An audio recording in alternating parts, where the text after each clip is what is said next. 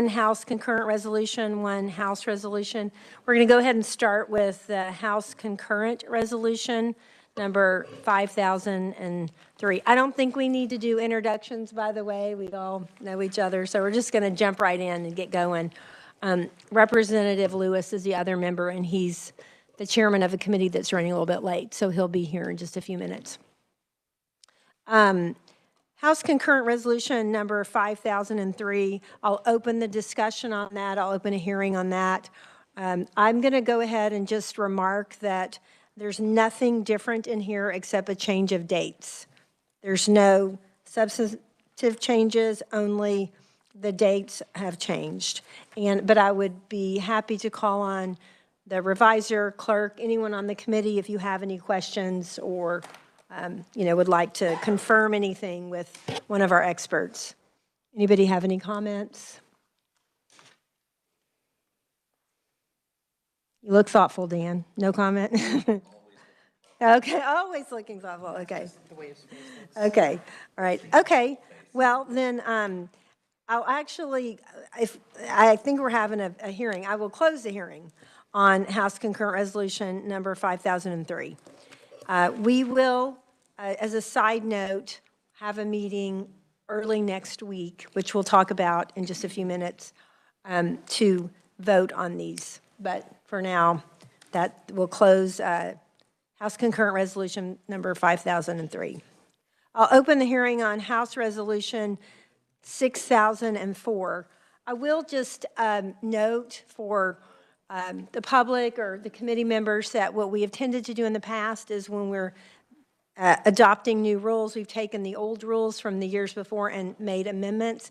This year we had quite a few cleanup amendments. There's a lot of technical things in here, a few substantive changes.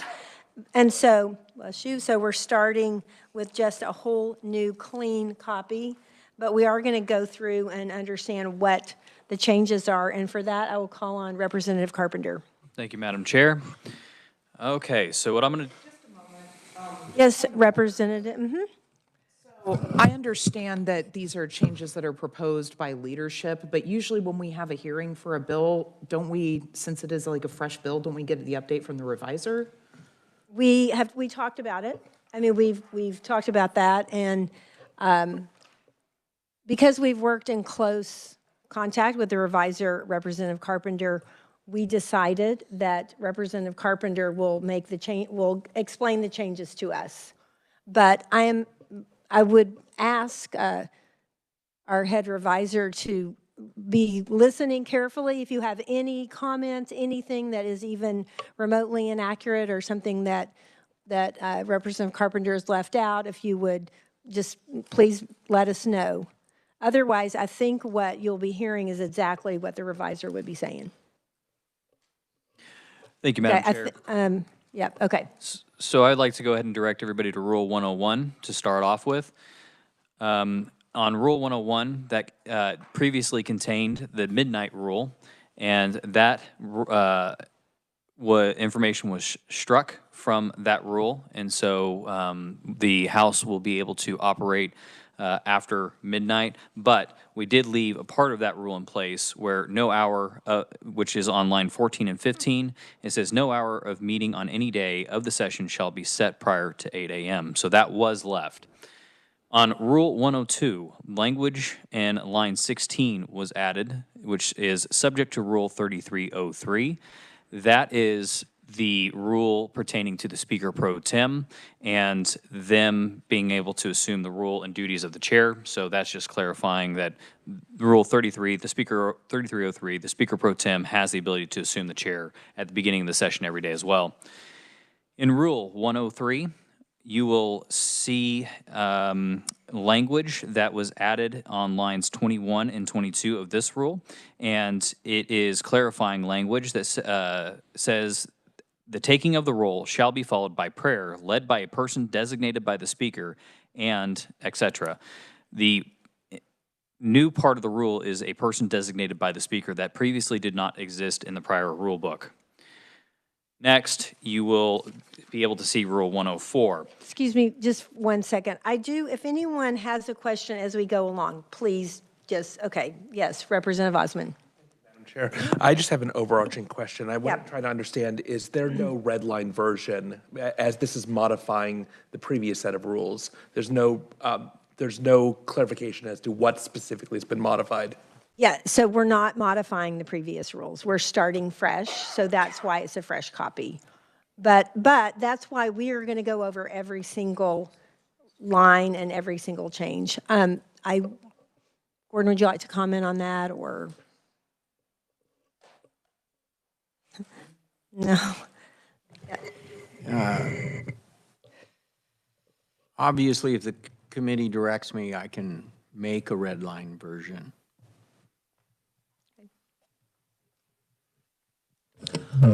Honestly, I think that that might be something that we prefer just to get to members of our caucus. In particular, whether we get any amendments on this or not, a red line version would be a lot easier for them to read. I have some notes from a verbal meeting that our minority leader had with majority leader staff, but I think just in the instance of clarification, a red line version will be appreciated. And I guess I have one more question. Since a lot of times we set precedent for procedure in the Rules Committee, does this mean in future committees, instead of the reviser telling us, giving us the update on the bill, will it always be by a member of the committee now, or is it just for the purposes of this committee? Yeah, we don't necessarily set precedent, and of course, the chairman of the committee can proceed with the committee however they decide. And in this case, after discussion with everyone, we decided to do it this way. It's just this Discussion time. with who? Everyone? What everyone? The stakeholders who were preparing for the meeting. Okay, so not us, but I mean, I think about, it's, again, it's fine. We will go through this. We will get the red line version, but it is just concerning that that members of the minority party are not referred to as stakeholders. We are duly elected and are obviously, even if there was only one of us, we are still just as equal as anyone else. Departing from this traditional format is just, I'm doing my due diligence by pointing out the fact that it seems unusual and I'm uncomfortable with it. It is a little bit unusual, but maybe I used the wrong word with stakeholders. I should have said those who've been working on the rules for 1 month, 2 months, 6 months, working on making the changes. And I would like to also just mention some of these changes, actually quite a few of them have to do with technical amendments. I feel like there are things like, for instance, rule number 102 that we just went over. It said the speaker shall take the chair. Well, what is our practice? No. Our practice is the speaker or the speaker pro tem to take the chair. So my encouragement as we're going over the rules was to make the rules say what we actually do as a body, and then vice versa, do what the rules actually say. And so that was part of it. And then there's other things that are, some commas. Some things are capitalized. Was the word speaker should be capitalized or shouldn't be capitalized? There's lots of changes like that in here. And that is one of the reasons that we are starting fresh, because it's a new document. But I'm not opposed at all to the red. I understand why you think the red line and blue, which is struck and new language, would be helpful. Yes, it certainly would. And so, just thank you, Reviser Self, for being here and available for our questions. Okay, so if you will let me know, because do you have another question, Representative? Yeah. No, thank you, Madam Chair. I mean, to that point, there may be many times when we have no objection to a modification, but it becomes very difficult to find out whether we agree or disagree on the modification without referring back to the 2023-2024 biennium rules. And as these are specific rules, going line by line through them to make sure, yes, the comma is in the right place, the capitalization, as you're saying, is correct. That becomes very difficult to make a determination just on this sheet alone. Madam Chair. But we will do what we can. Representative Carpenter. Thank you, Madam Chair. Right now, all we're doing is going through this as a preview of here's the changes that we are expecting to debate at a later date and time, which is next week, which I think is 5-6 days from now. So we have all weekend to go over what exactly this is, what changes are occurring, and have the ability to then prepare what that debate is going to look like and what changes were made or weren't made that are going to be accepted by one side or the other. And so I think that the debate for this stuff is meant to be at a later date. And right now, my understanding is that this is just an informational time for us to give information about what is in this new bill, what is in this new package of rules that are brand new, and what we are presenting as a permanent rule package. And I think the debate should come later, and this is just an information session at this point in time until, questions are fine, like we do in any other hearing, but can we get through the package first before everyone starts freaking out? Okay, excuse me, just a second. Yeah, so, but what I do want to say is if someone has not a question about the validity of the rule, but rather just the technical question about a rule, I think it's better to do it as we go along because it's 49 pages. Absolutely agree, ma'am. Okay, Representative. And just, one point of clarification here. I think part of the reason, first of all, we're not going to use the term freaking out when it comes to questioning process. This is the very first time that I have been in a committee where we have a new bill that has not been gone over line by the reviser. This is my 13th session. I have never seen anything like this. So it is normal and not freaking out to do my job by asking those questions. So we're not going to set that precedent. And so I think as we continue going through here, it is perfectly normal for us to note when things depart from a standard operating procedure. Again, this isn't a very partisan committee. We're supposed to be nonpartisan when it comes to looking at our rules. So it's normal and healthy and appropriate for us to ask questions and to ask for a redlined copy, which is what we are used to having in this committee.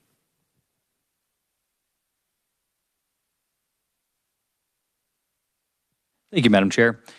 Okay, so at the bottom of Rule 104, there used to be a subsection B under reports of standing committees, which is on line 8 of page 2.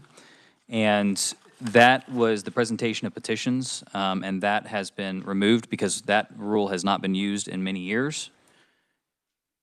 Can you say that again? I process slowly. I won't hear that. So on page 2, under line 8, there was a subsection B, and it was formerly the presentation of petitions, and it said the presentation of petitions shall be a special order of business on Friday of each week immediately preceding the regular order of business, is what the line used to say. And since that hasn't been used in many, many years, we felt like it was an outdated thing that we no longer use or participate in, and so we felt like it was time to go ahead and remove it. Rule 107, there used to be a number 6 in Rule 107, which was right after line 30 on page 2 of your handout, and that was a line that said presentation of petitions.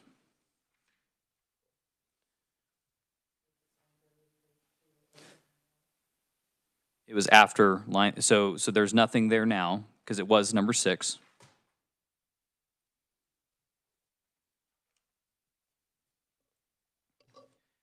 The next item is Rule 501, which is on page 4, beginning on line 14. Previously, in this rule, under number 4, subsection A, number 4, it said that infants or those who are being breastfed by their mothers who are members of the legislature were the only ones that are allowed on the floor.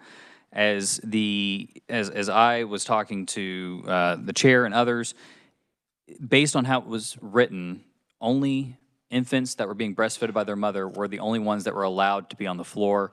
So instead of that, we said children and grandchildren of the mothers of members of the legislature are going to be allowed on the floor.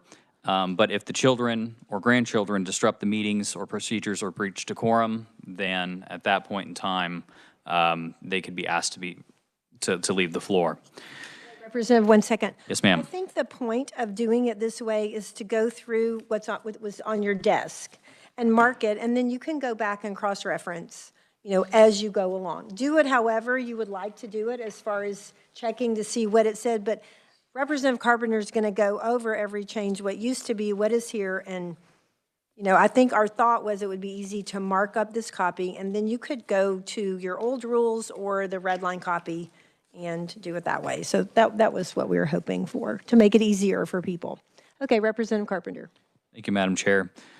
So in Rule 501, subsection B, which appears on page 4, lines 23 through 29 in your handout, there used to be in your rules a last sentence that was in there that said, no person, it said, quote, no person other than a member shall lean on the railings on the floor of the House chamber next to the area of the chamber on which legislators' desks are located during any time the House is on final action. Well, it gave members permission to lean on the rails, but when we're on final action, we're already in our seats. So this was, we talked to the House clerk. It was what we felt like an outdated rule because it just seemed like there was more railings back in the day, and that was just something that got carried over. Okay. Clarify, what I'm doing now is I'm just following it in my old copy of the rules because frankly, it just makes more sense because that way you can see what's being struck and what's not. So you're basically striking everything from no person other than a member, that whole entire 3 lines in the original copy of the rules? Okay. Thank you. You're welcome, ma'am. Representative. All right, the next one was Rule 503. That begins at the bottom of page 4 in your packets on line 41, but it goes into the next page. And under the old set of rules, subsection A, all of that has been stricken. And what that was a COVID rule that allowed the speaker to place members into the galleries and separate them out. And so everything under subsection A has been removed, and subsection B has been relabeled, and there's no subsection anymore. So now it's just a paragraph under Rule 503, and there's been a modification to this rule as well, and that occurs towards the end of the paragraph. So you will see a comma, and it says the use of telephones, and under the old rules, the use of telephones and the making and receiving of telephone calls in the gallery of the House are prohibited. We updated that language because we felt like if you had your telephone out and you're texting somebody, well, then under the way the rule was written, you are now breaking the rule. So what we wanted to do was make it to where the new language says that you can have your phone out, but you just cannot make or receive cell phone calls while in the gallery of the House, and that is prohibited. Rule 505. One of the things that you'll notice throughout your package is that on page 5 of your handout, line 12, there is the word House in the middle of that sentence or that line there. So in about 7 or 8 instances within this rule package, it used to use the word assembly. We have never called ourselves an assembly, and so that term was modified and updated to House. And so we're just trying to make sure that we're consistent with what we typically tend to call ourselves. One thing that you'll also notice on page 5 in your rules package is that there used to be a Rule 507. And for those that have your old rule books in front of you or don't, Rule 507 states computer usage. Computers may be used on the floor of the House chamber only for legislative or personal business during any time the House is in session. And so as we looked at that rule, we're like, okay, so well, then what can't a computer be used for? If you're using it for legislative business or personal business, this makes no sense. So what we did was we struck the entire rule completely, and there's nothing that says you cannot have your laptop on the floor, and there's nothing that prohibits that. So since we're striking it, we're basically saying laptops are allowed, and we're just not even writing it in the rule book at this point. Rule 703. So in Rule 703, you will notice on page 5, line 37, that's where this change comes into play. So in the past, the clerk would read the entire title of a bill. And I think you guys may have actually heard of her today shorten the introduction of the bill and read to the first semicolon or period. And that is because under the past rules that we've done in the past, we realized that we still had the authority to give the clerk the ability to shorten that, so we did. But for clarification purposes, in Rule 703, what we did was we are saying that the chief clerk will read bills or resolutions by title to the first semicolon or period, whichever occurs first. And so this will help expedite business on the floor. We felt that in many instances, a lot of legislators were not listening to the entire title being read, and so it gives the overall characterization of the bill and what's coming out, and then as those bills get referred to those committees, people can obviously do a little bit more research as to what they're going into. Madam Chair, there's a hand if you want to. Representative Clayton. Thank you, Madam Chair. I definitely did notice that this morning because we had some bills that were introduced. And again, this might be worth for discussion when we were working the bill, but I do want to just put this to all of you. This morning, we heard several bills that were introduced by one representative from the Elections Committee, and all it said was concerning elections. Well, that could mean anything. I had a bill introduced today concerning marriage, which could also mean anything. So I'm wondering if perhaps just in the future, maybe just get this in, that maybe a little bit more description could be allowed, just because if we're stopping right at that first semicolon, it's not entirely clear. Yeah, and so I'll just respond that, if you would like to bring an amendment to this, you're more than welcome to do that. Representative Carpenter. Thank you, Madam Chair. The next change that is quite substantive is actually, there's no other change beyond Rule 703 until 1101. So everything else has been kept the same throughout your rule book. But once you get to 1101, subsection B is actually where the big change has occurred between the last set of rules and this set of rules. In the last set of rules, it had a lot of repeating language that talked about the House Standing Committee on Commerce and Economic Development should constitute the successor committee to the House Standing Committee on the Economic Development and Tourism, and it did that for a whole bunch of committees. And so instead of basically doing that on repetition with each different committee that's a successor committee that the speaker may have changed or created, this under Rule 1101, line 39, going from line 39 to on page 7 to page 8 on line 5 is the new language that has been added. And that is in order to simplify that section about successor committees. And we felt like this language summed it up better and was a lot more concise.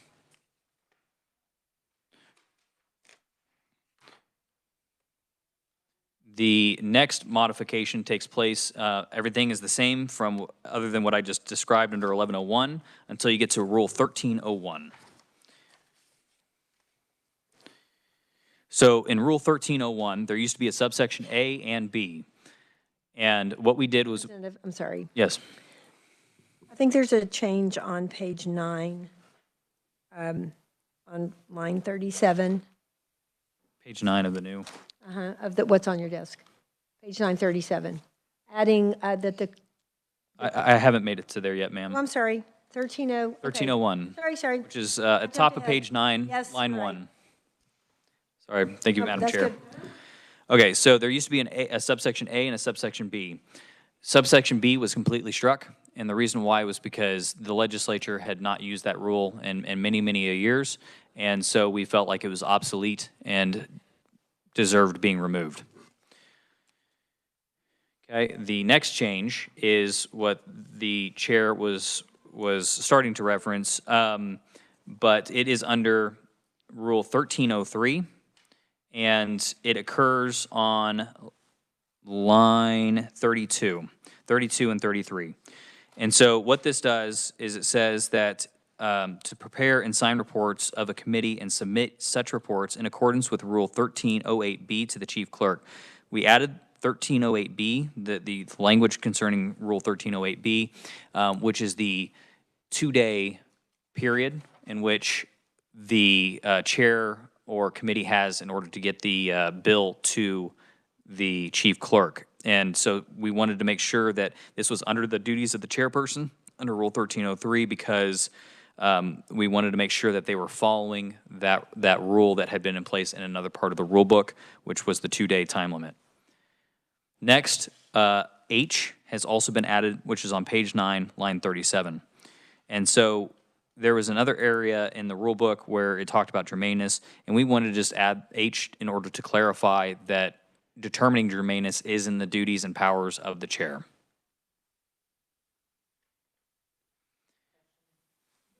Representative Clayton? Thank you, Madam Chair. So this is, for this purpose, so this is during committee rules, the chair determines germaneness. Yeah, so if there's an amendment brought or something, the chair is the one that can decide if it's germane. So just- It was already, Yeah, it was in there. already It's just talked about clarifying it. Okay. who, yeah, yep. Okay, Rule 1306, so nothing changes until you get to Rule 1306. Once you're at Rule 1306, in the 2023-2024 biennium, it used to say on page 10, line 32, subsection A, right after the title, it used to say, all final actions by a committee shall be taken at the time of the meeting, so on and so forth. And then the same language appeared on line 34, where it said, the final actions taken shall be recorded in the committee minutes. So we removed the word final. And the reason why is because final action is only what we do when we actually are sending something to the governor or to the Senate. Committees make recommendations. They don't actually modify or have final action capabilities. So really what this is a cleanup language in order to, again, clarify the process. It's not actually final action. The committees are just making recommendations. They are just making suggestions, more or less, to the committee of the whole House. And then from there, when we report it out of the whole House, it's final action. Okay, the next change occurs on Rule 1308.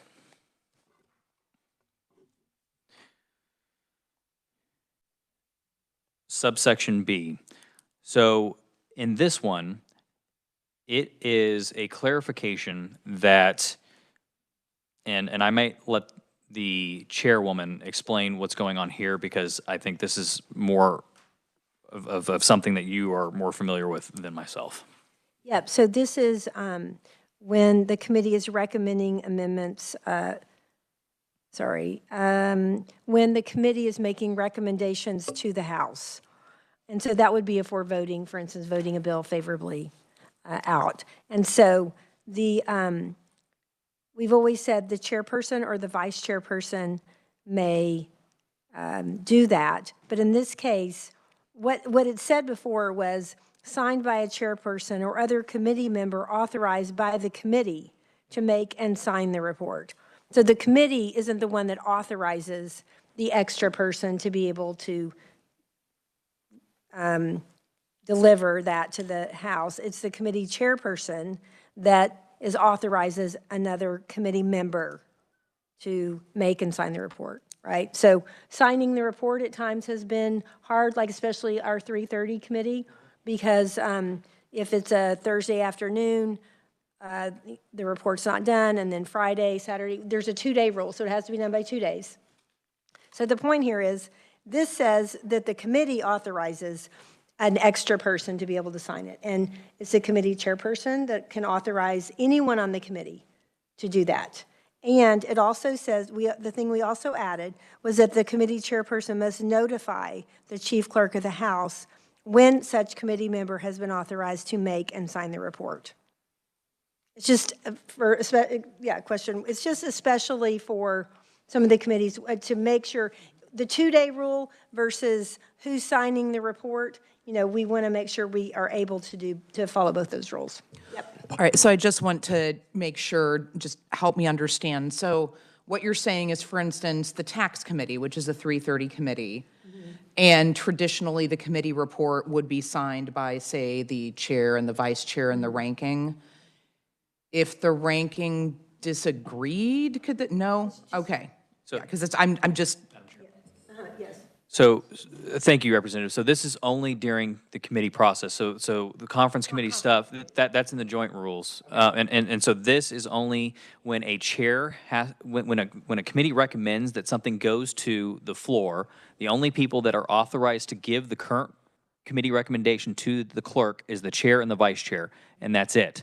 And so if the chair and vice chair, which we've had in some situations that they're not around, or the committee report recommendation is brought from the revisor's office, up to the floor and our chair and vice chair are gone for some reason that day, then it causes major issues, because then at that point, if they're gone for, let's say, the Friday, they're not there on the Monday to turn it in at this legislative session, but they are there on Tuesday, then they're already breaking the 2-day rule. And so what we're doing is allowing more flexibility for the chair to designate a member of the committee to turn that in on their behalf.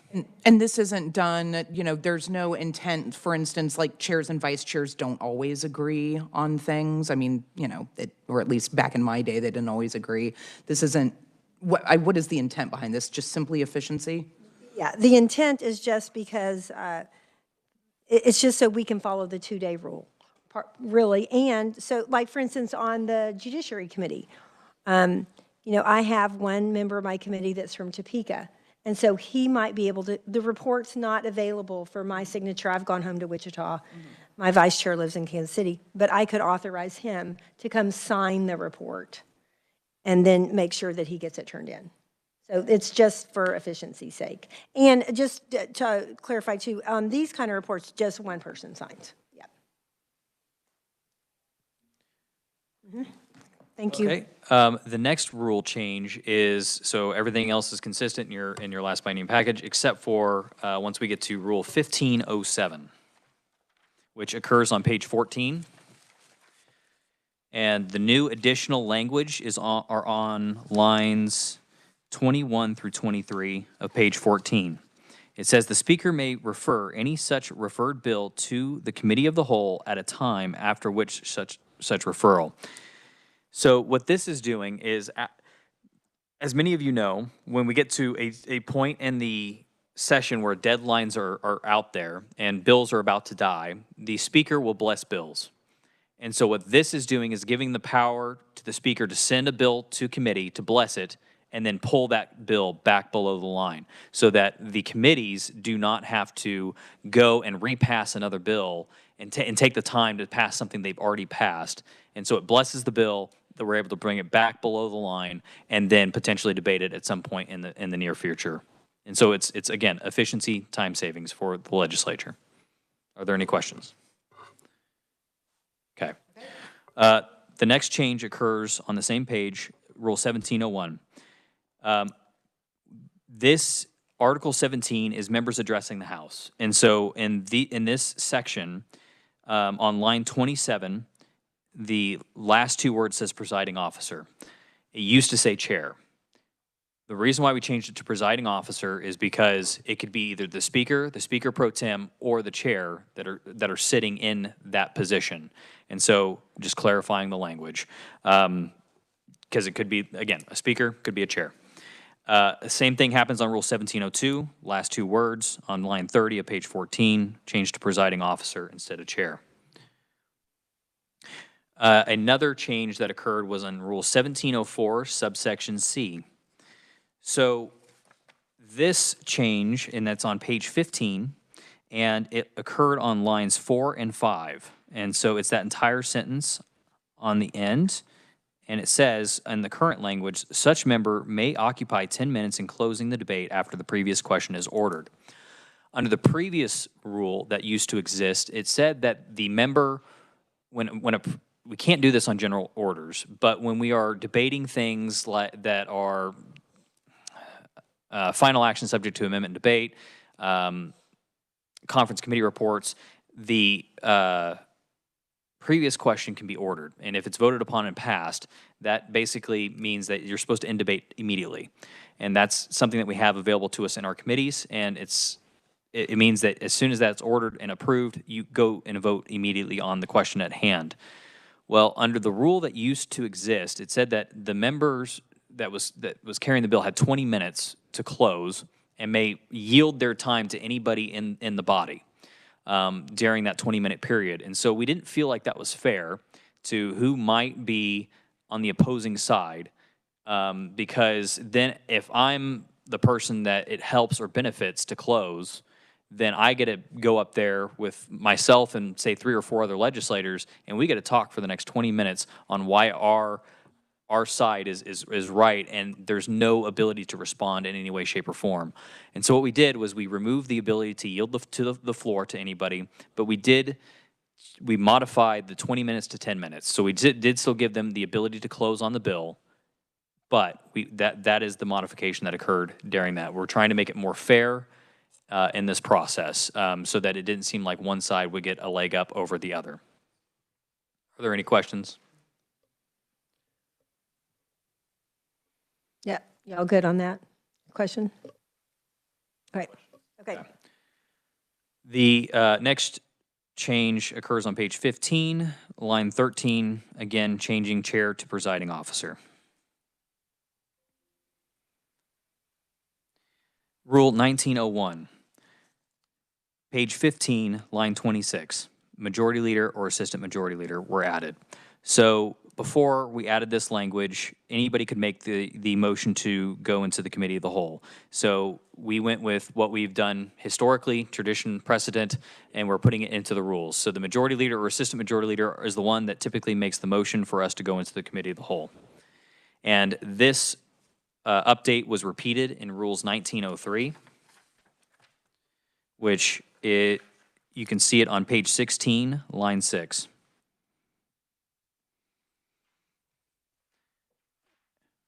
And you can also see it on page 16, line 8, majority leader and assistant majority leader.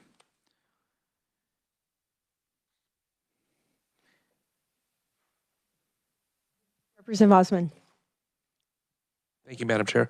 So under the original language, it just says a motion, and under this new language, it clarifies specifically who can make the motion.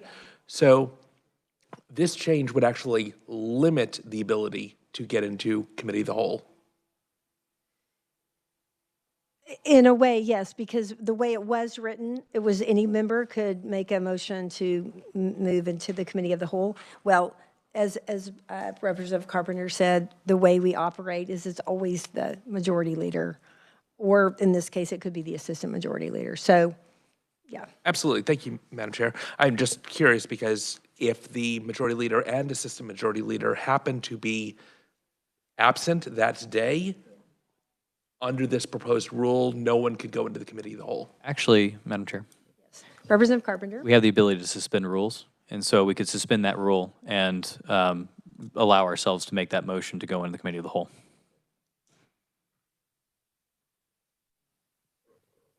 Fair enough. Okay, thank you. Okay, the next. Representative Francis. The next rule change is 1905. Actually, nope, never mind, got changed back. So it is chairperson. We left it as chairperson because we were talking about what happens in the committee of the whole. That was going to be changed to presiding officer, but we decided chairperson was more appropriate because presiding officer, speaker or the speaker pro tem will not be in the chair at the time. The next rule change is 1908, and that is on page 16, line 42 and 43, and that is to rise and report. That is, again, the majority leader and assistant majority leader language that we were adding to that rule, and so we're saying that because that's how we operate today, we are making it to where those two individuals are the ones that are able to make the motion to rise and report.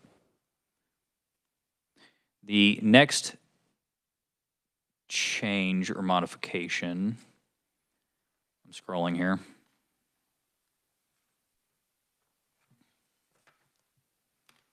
We're going to go a ways before we have another change to rule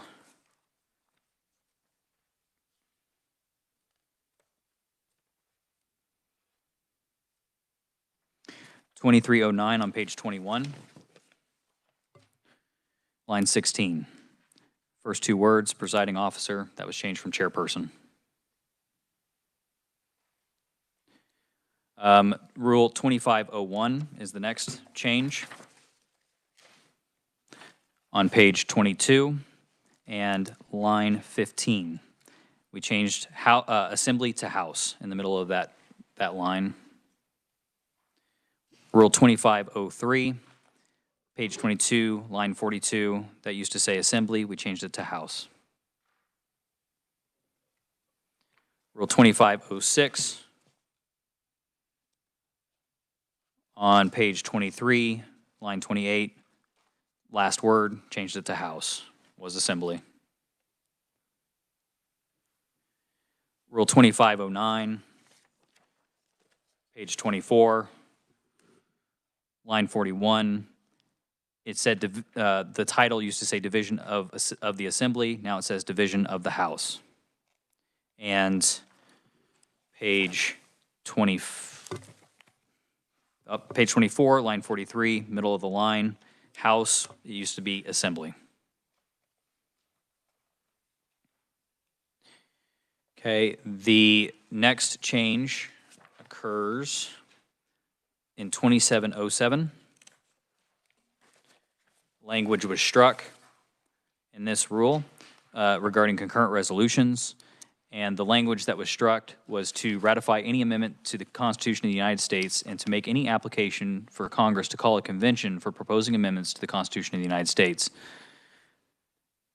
So that was the language that was struck from this section under subsection B. So lines 5 through 12 is where it used to appear on page 26. And then on Rule 2901, which appears on page 26, beginning on lines 26 through 34, similar language was removed to ratify any amendment of the Constitution of the United States and to make any application for Congress to call a convention for proposing amendments to the Constitution of the United States was struck. Clarifying language was added to this on page 26, line 32, 31 and 32. So the last word is or, appointed and qualified on line 32. And then on line 33, or appointed and qualified were added. And that was to make sure that we were explicitly clear that if somebody were selected in a special election, that they also are part of the body and that they have the ability to vote on these items as well, and their votes count towards that total. Rule 3301 is the next change.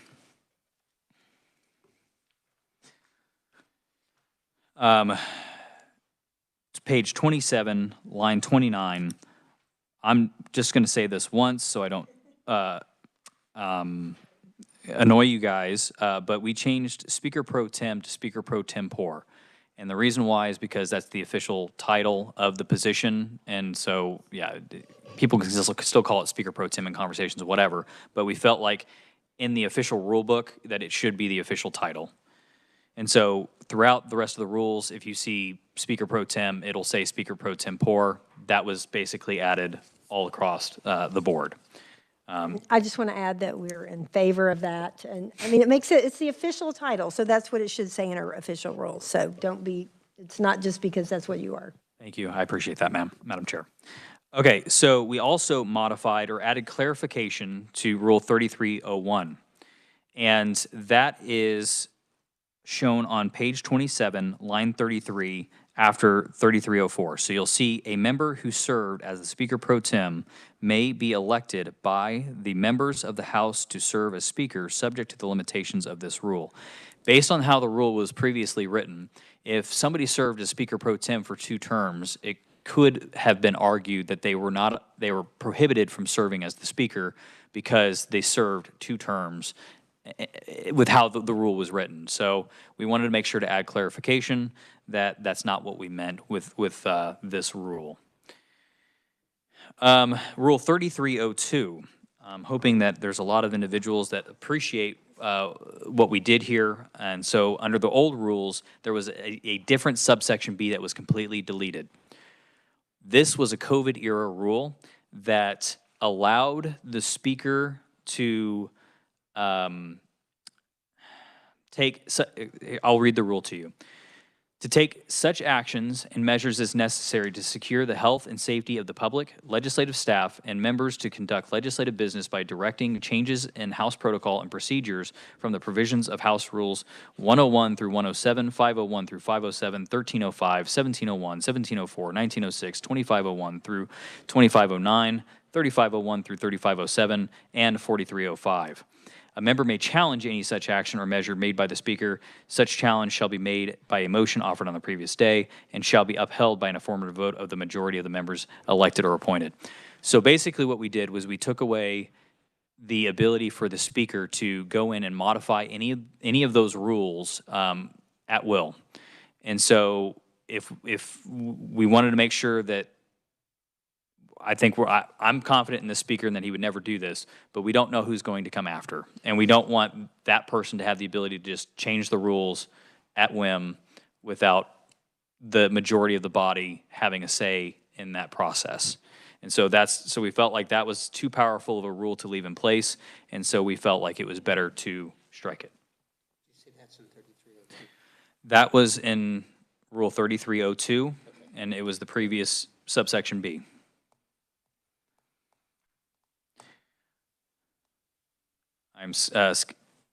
We've changed chairperson to presiding officer, speaker pro tempore, and a few of these verbiage changes. Okay, Rule 3304 is the next change. And this is dealing with,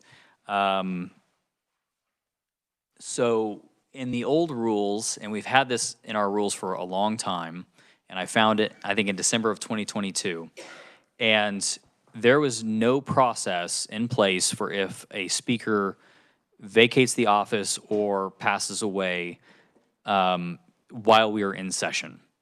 And so that, if that occurred, if you had an unscrupulous individual that was your speaker pro tem at the time, they could have basically assumed power without there ever being a vote for speaker. Based on how the rules were written, there was a lot of gray area, and the courts, if let's say some person assumed that position, the courts have no ability to rule on our rules. And because of that, if somebody were to try to challenge the speaker pro tem on them becoming speaker, the courts would most likely not rule on that question. And so just to add clarification, what we did was we added language that basically says the speaker pro tem will, I will find it for you. It's on page 28, and it begins on line 8, and it goes through lines 8 through 10, and it says the speaker pro tem shall serve as the acting speaker until a member is elected to fulfill the vacancy. But we also wanted to add some clarification as to some of the guardrails that we're going to put on this. And so what we did was we added subsection B. Page 28,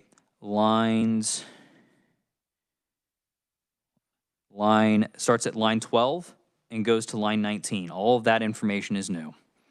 And so what that lines out is that the speaker pro tem during session will call for a election to be held.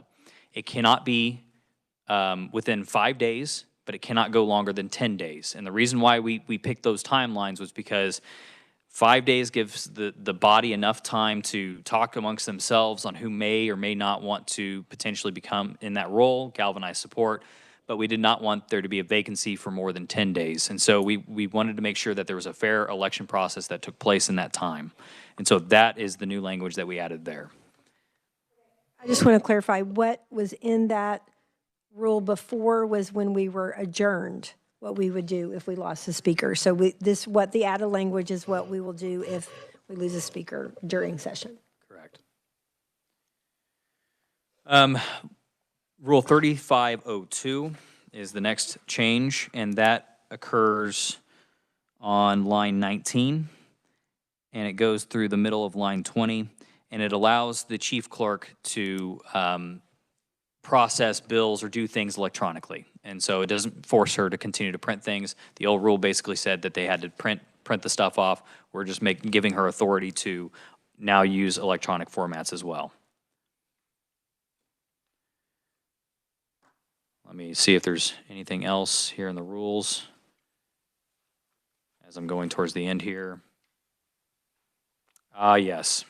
Okay. Rule 4305 is the next change.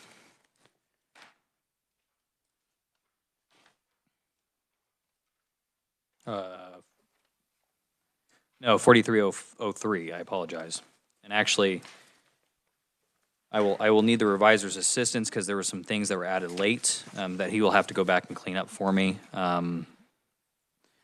But on 4303, which is on page 34, we added language that says pursuant, so on line 11, it says pursuant to KSA 754318, G4, the House of Representatives is authorized to provide for exceptions to the open meetings law. And so all up until that period is new. And then the new language is, additional new language is on page 34, line 15.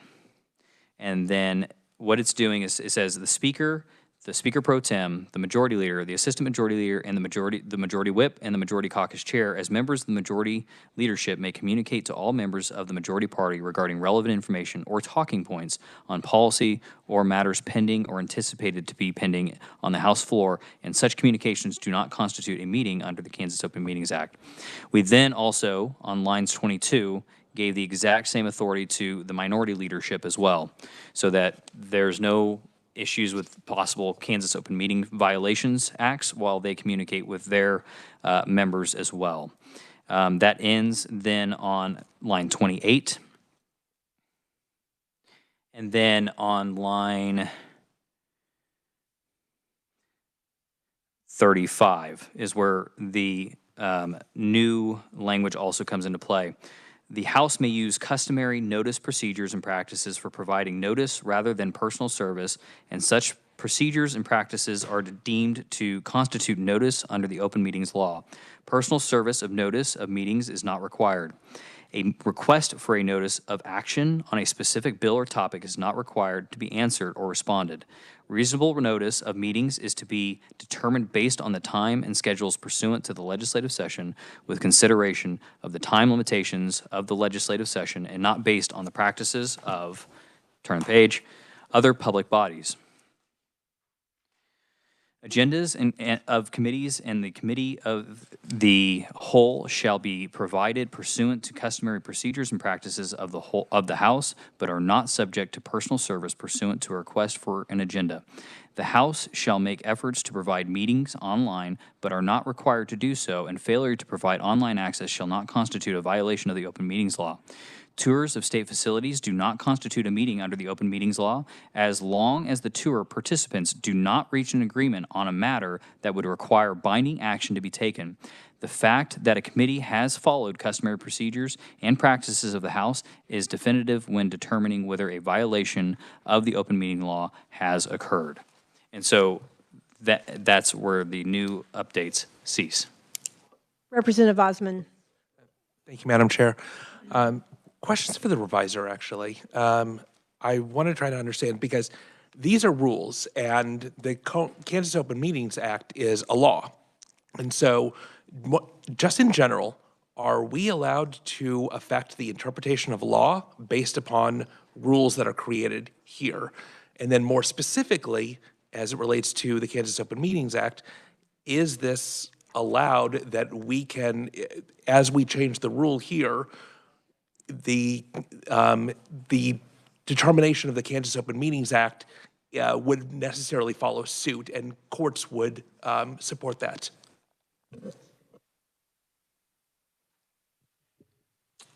Gordon Self, Revisor of Statutes.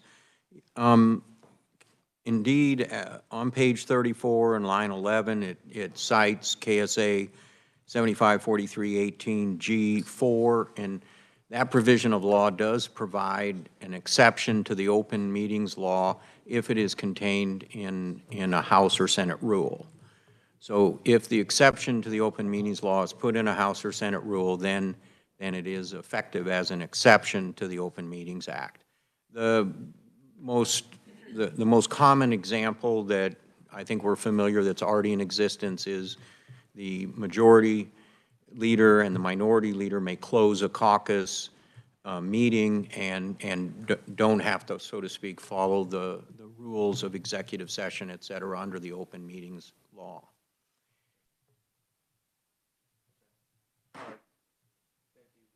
Any other questions? That one's a little extensive. Any other questions from any committee members? I'm sorry, Representative Clayton. Thank you. And then this is just, again, a question for the revisor. So I'm looking at on this handout, not the original rules, but page 35, line 4, the sentence, "The House shall make efforts to provide meetings online but are not required to do so." Does this mean floor meetings or committee meetings, or yes to both?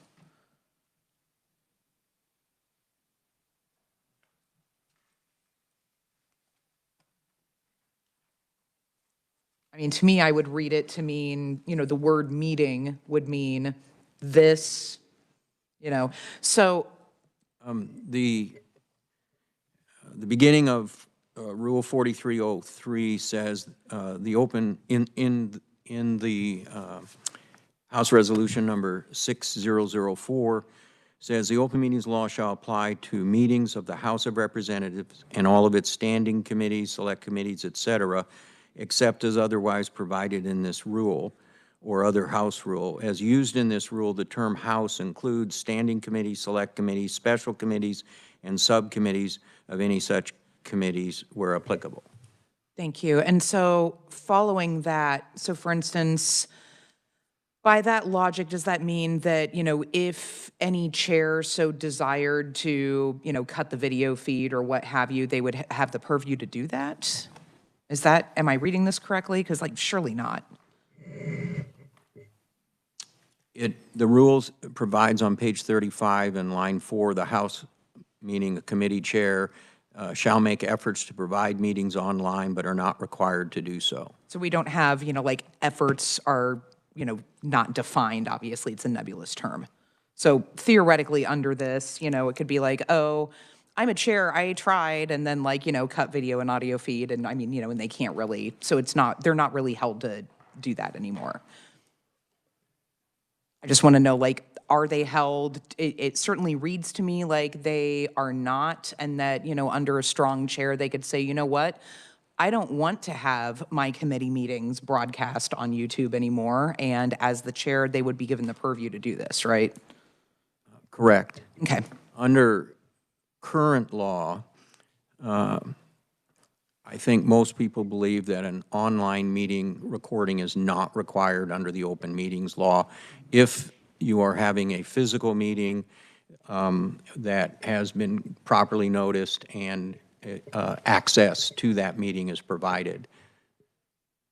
Yeah, so for instance, if they're given, access to the physical meeting, then the online meeting is not really required, because that was something that we put in place to add to accessibility due to COVID. But so by that logic, that means that theoretically WebEx communications, things like that could go by the wayside as per the purview of the chair.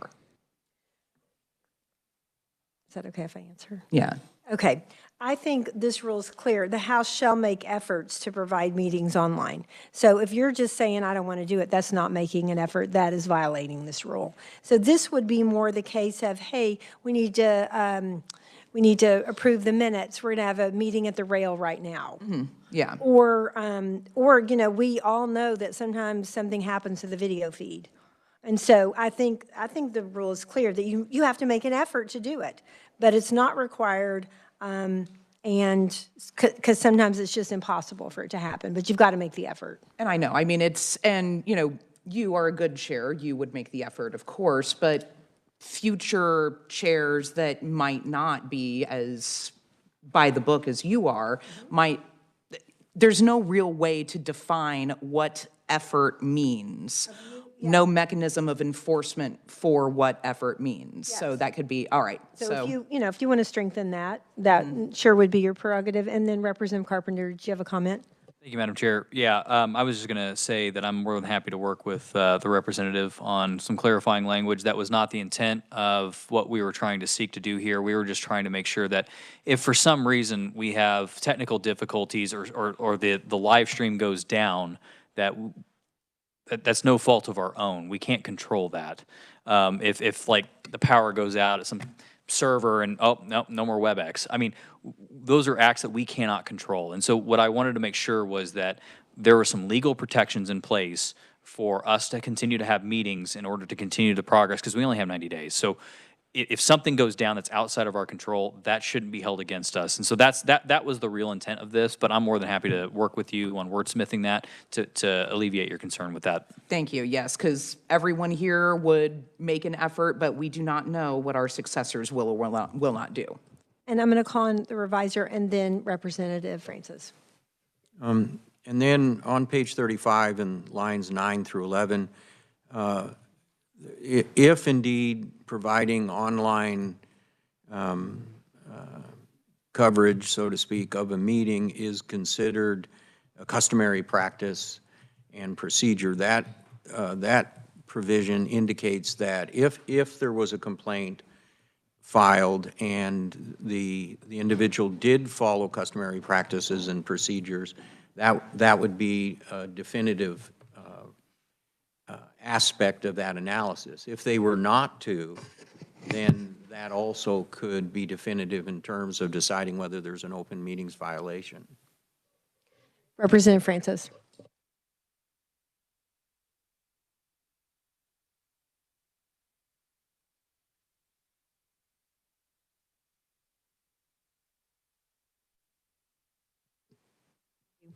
Okay, Representative Carpenter, thank you. Continue.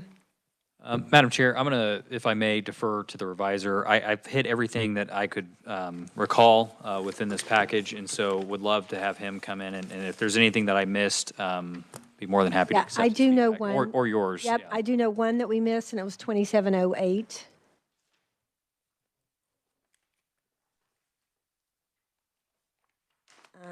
I didn't write down what page. Page 26. Would be section B.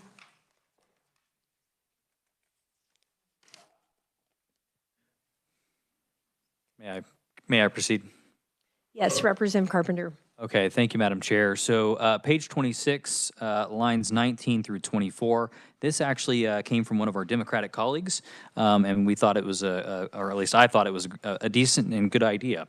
So what it is it says only provisos, additional language, a new appropriation, an increase in an existing appropriation, or an increase to an expenditure limitation that has been included in a bill or concurrent resolution that has been passed or adopted in either one or both houses during the current biennium of the legislature may be offered or accepted by House members in a conference committee.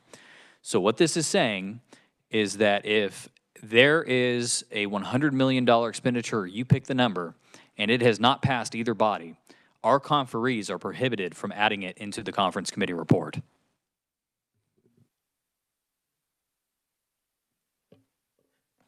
Okay, thank you. No questions. Or yeah, Representative Osmond?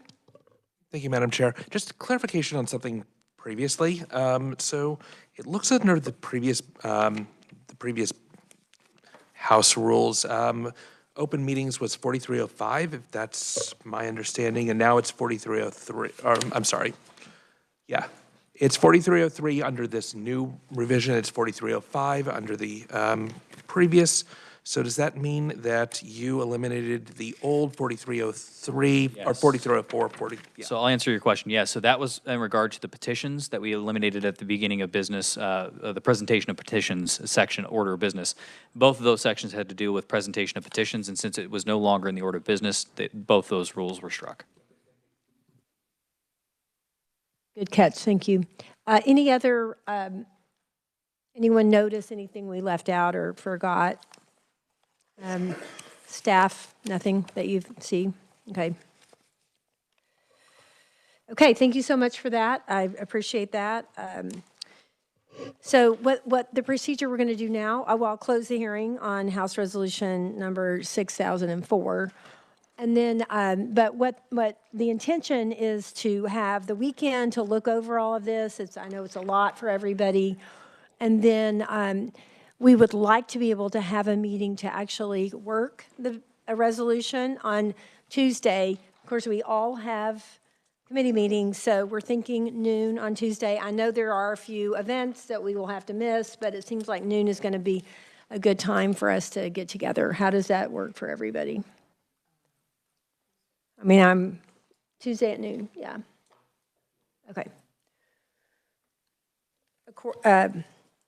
I know there's going to be amendments and the revisor's office, then that way we'll have some time to work on it since we won't be here Monday. Steph. Representative Clayton. It's a good way for us all to lose a little bit of weight. The only thing I would like to do is just, reiterate, obviously, we don't need a red line copy of the joint rules since, the only changes have been the dates. I think that, but would definitely like to have a red line copy as soon as possible so that we're able to really look through that properly over the weekend.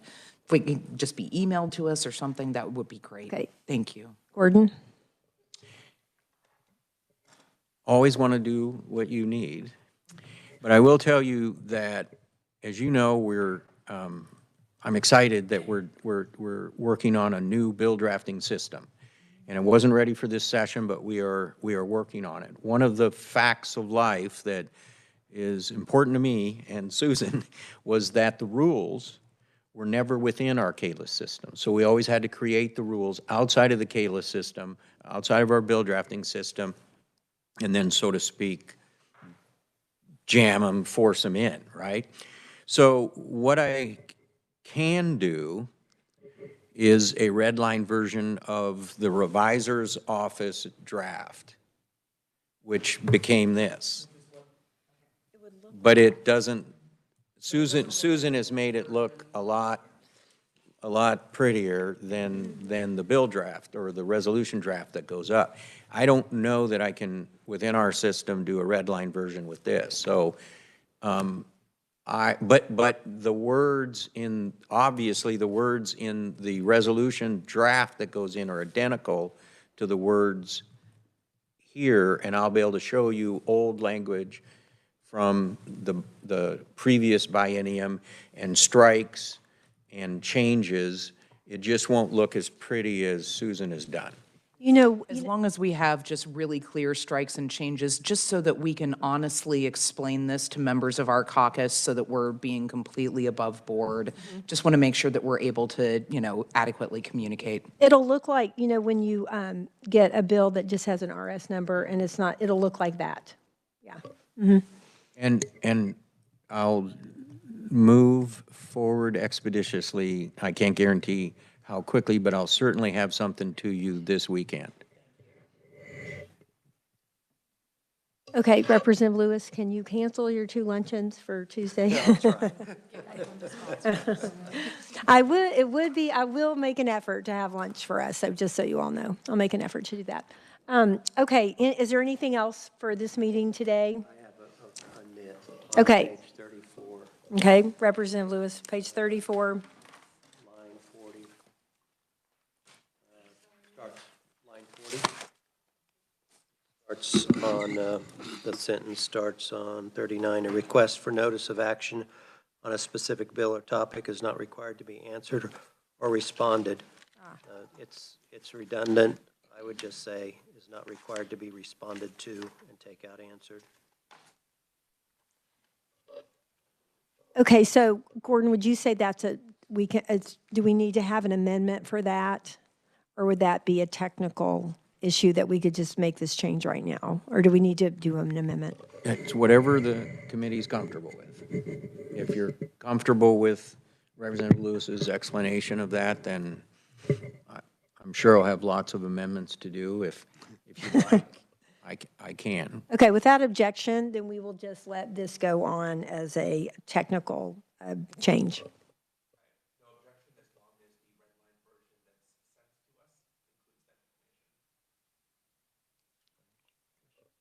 Now I'm going to want to do it for you and have it separate, because I really want the red line version to be the comparison of the past and this resolution as introduced. Understand. Maybe that one will be something that we dispense with really easily on Tuesday. Okay, yeah. Okay, is there anything else? Anyone? Okay, then the meeting is adjourned. Thank you.